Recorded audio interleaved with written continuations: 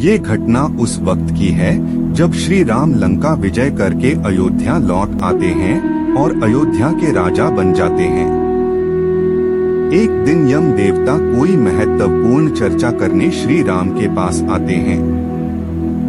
चर्चा प्रारंभ करने से पूर्व वो भगवान राम से कहते हैं कि आप जो भी प्रतिज्ञा करते हो उसे पूर्ण करते हो।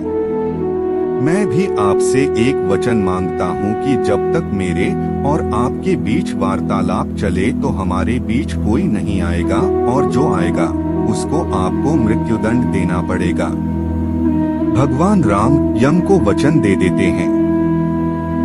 राम लक्ष्मण को यह कहते हुए द्वारपाल नियुक्त कर देते हैं कि जब तक उनकी और यम की बात हो रही है वो किसी को भी अंदर न आने दे, अन्यथा उसे उन्हें मृत्युदंड देना पड़ेगा। लक्ष्मण भाई की आज्ञा मानकर द्वारपाल बनकर खड़े हो जाते हैं। लक्ष्मण को द्वारपाल बने कुछ ही समय बीतता है, वहाँ पर ऋषि दुर्वासा का आगमन होता है। जब दुर्वासा ने लक्ष्मण से अपने आगमन के बारे में राम को जानकारी देने के लिए कहा तो लक्ष्मण ने विनम्रता के साथ मना कर दिया।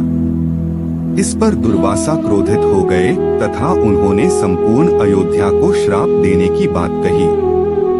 लक्ष्मण समझ गए कि ये एक विकट स्थिति है जिसमें या तो उन्हें रामाज्ञा का उल्लंघन करना होगा या फिर संपूर्ण नगर को ऋषि के श्राप की अग्नि में झोंकना होगा। लक्ष्मण ने शीघ्र ही यह निश्चय कर लिया कि उनको स्वयं का बलिदान देना होगा ताकि वो नगर वासियों को ऋषि के श्राप से बचा सके। उन्होंने भीतर जाकर ऋषि दुर्वासा के आगमन की सूचना दी। राम भगवान ने शीघ्रता से यम के साथ अपनी वार्तालाप समाप्त कर ऋषि दुर्वासा की आवभगत की। परंतु अब श्री राम दुविधा में पड़ गए क्योंकि उन्हें अपने वचन के अनुसार लक्ष्मण को मृत्यु दंड देना था। वो समझ नहीं पा रहे थे कि वो अपने भाई को मृत्युदंड कैसे दे, लेकिन उन्होंने यम को वचन दिया था जिसे निभाना ही था। इस दुविधा में श्री राम ने अपने गुरु का स्मरण किया और कोई रास्ता दिखाने को कहा। गुरुदेव ने कहा कि अपने किसी प्रिय का त्याग उसकी मृत्यु के समान ही है।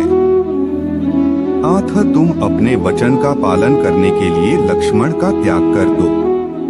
लेकिन जैसे ही लक्ष्मण ने यह सुना तो उन्होंने राम से कहा कि आप भूलकर भी मेरा त्याग नहीं करना। आपसे दूर रहने से तो यह अच्छा है कि मैं आपके वचन की पालना करते हुए मृत्यु को गले लगा लूं। ऐसा कहकर लक्ष्मण ने जल समाधि ले ली।